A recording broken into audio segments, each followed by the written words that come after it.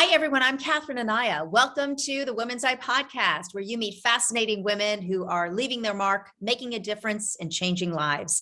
This episode is brought to you by CASCO Financial Group in Phoenix, Arizona. Catherine Scrivano is the president of CASCO Financial Group. She started her business to help people create the financial strength they need to achieve their dreams, and she believes you don't have to be wealthy to be wise. And Catherine Scrivano is my guest today to talk about ethical investing, how to make a meaningful, measurable difference in society while still generating a profit.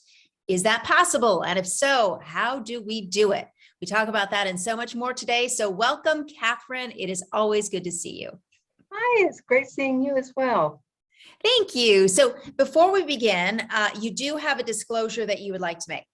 I appreciate the opportunity. Since we're going to be talking specifically about investments today, it's important to disclose that I am a registered representative and investment advisory associate of Cetera Advisor Networks.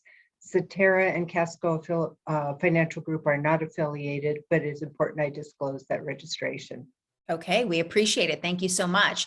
So let's dive in. Let's discuss ethical investing by first talking about what exactly that means, because everyone has their own idea of morality and moral priorities. So when it comes to investing, how do you determine what is important to you and what investments are most appropriate? You know, it's kind of in the eye of the beholder, like many things are. Socially responsible investing is a way that may allow you to further your own economic interests and contribute to the greater good in a way that you define. So hopefully as we talk today, we might be able to get to some of the resources that help us define what is important to us and then look for the opportunities out there. Well, you do have some great resources that we are going to touch on. Ethical investing is sometimes referred to as mission investing, socially conscious investing, green investing, sustainable investing, or impact investing. This idea of being socially responsible or putting your money where your mouth is nothing new. I mean, it's been around for many years, right? Yeah, you know, it became more common and widespread, I believe, in the early 1970s. A lot of individual investors and institutional investors started looking at very highly charged political issues like the Vietnam War, apartheid in South Africa, and they really wanted to prevent their money from being invested in policies that were counter to their beliefs.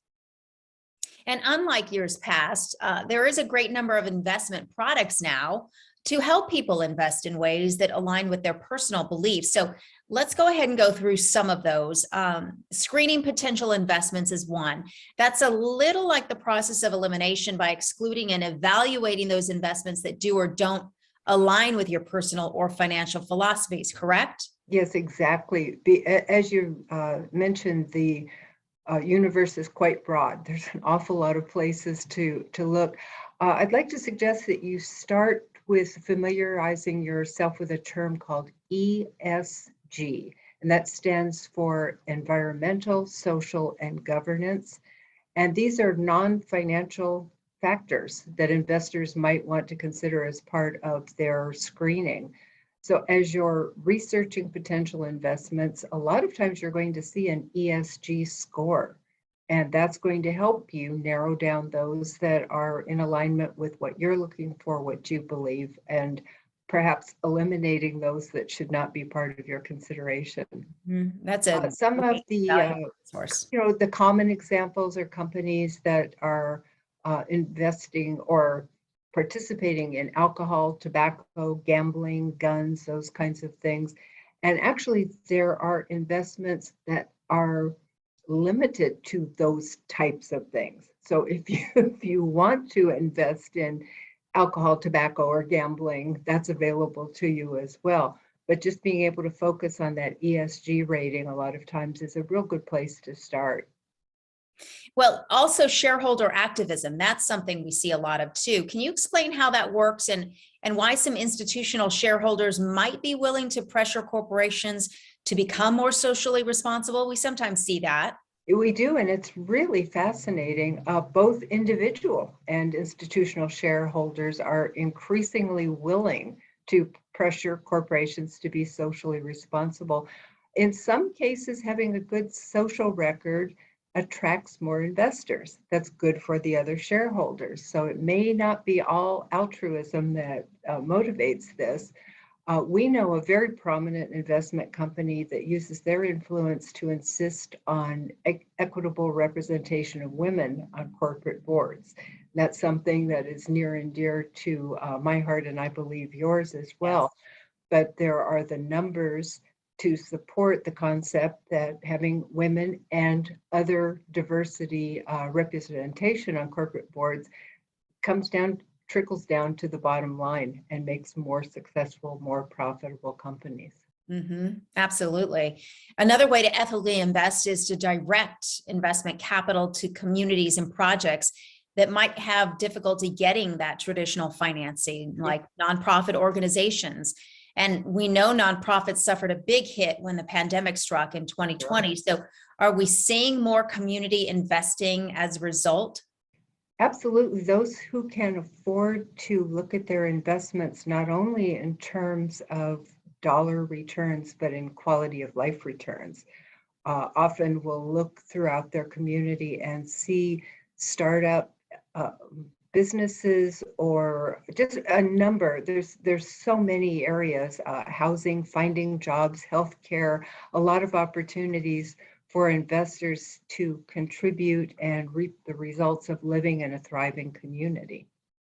You also talk about impact investment, which really focuses on the resources involved. Can you give us an example of how that would work and how to gauge that it's actually fulfilling its goals?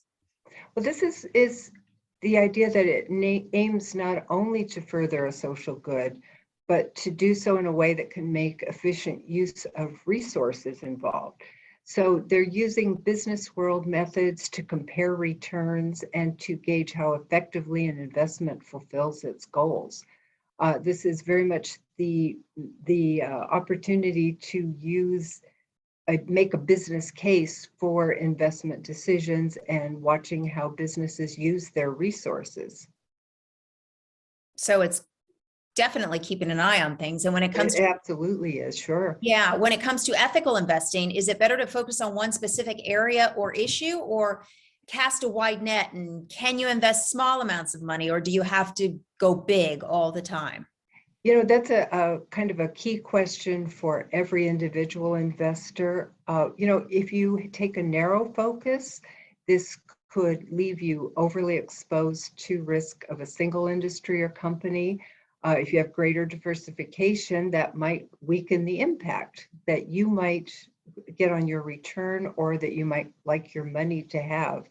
So even if you choose to focus just on a single issue, you may still need to decide whether to invest in a specific company or maybe several companies, or to invest more broadly through an investment company whose objective meets your chosen criteria. For example, as concern about the environment has grown in recent years, investing in green technology has gotten a lot of attention. And usually that concept includes renewable energy, clean water, clean air, among others. Broad scope that can make it kind of difficult to choose. But if you have expertise and feel like you can take that on, then you can pick a few companies and follow them closely. If you don't feel strongly that you have the expertise necessary, I suggest that you leave that to the professionals. Absolutely. That's where you come in. No, actually, that's not. We manage managers because I don't hold myself out as an expert in any of these specific areas, but we like to screen managers who do have access to the research and an understanding of impact that's broader. None of this guarantees a profit or eliminates the possibility of investment loss, but a lot of times it can help you manage the amount of risk that you want to take. Well, and speaking of that, as with any kind of investing, it's always important to have clear and realistic expectations, right? Absolutely. Yeah, everybody's got a different goal. Yes. So even a socially responsible fund might include multiple definitions of the type of companies that meet your specific objectives. So even though past performance isn't a guarantee of future results, you should have some sense of what kind of a return you might expect and how they're going about getting it. Well, so what are some of the best ways you would recommend going about doing that to maintain those clear and realistic expectations? Well, the first place, of course, is know yourself. Know Mhm. what's important to you. We have folks who will make some compromises in expectation of a better return, which they will use to support some of the causes that are important to them. But this is not a one and done. You're going to need to, like all of your investments, you're going to need to monitor the performance and be prepared to explore alternatives if that investment doesn't continue to meet your financial or your philosophical needs, because they can change the objectives and the way that they go about obtaining them. So it's not a matter of just set and forget. You do need to be actively involved. What I find with most of our folks that are approaching this, they are constantly reevaluating their goals and their priorities. So as you do that internally, then of course you need to be looking at your dollars and seeing if they're keeping up as well. Yes, we're constantly evolving and changing, just like the market. We had a conversation with clients today where he's sure that he has bought his last gas-powered vehicle several years ago. I mean, he's only buying electronic vehicles now. And not being a car person, half the conversation went over my head, but it's very clear that he's not the only one, that a lot of people are looking at the environmental impact of cars. And living here in Arizona, of course, we drive everywhere. Mhm. So just by making buying decisions that may clue us into potential investment decisions we could make as well. Absolutely.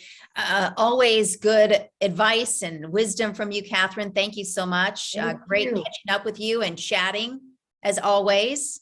Appreciate it. And you can learn more about Catherine Scrivano by going to our website, thewomenseye.com. I do also want to let you know that The Women's Eye has 2 books. The first is called 20 Women Changemakers, and you can shop for it wherever you buy books and at changemakersbook.com. And we have our newest book, 20 Women Storytellers. It's out right now, and you can find more about that at womenstorytellersbook.com. And that's going to do it for this episode of the Women's Eye podcast. I thank you so much for joining me. I'm Catherine Anaya. Until next time, remember, it's the world as we see it.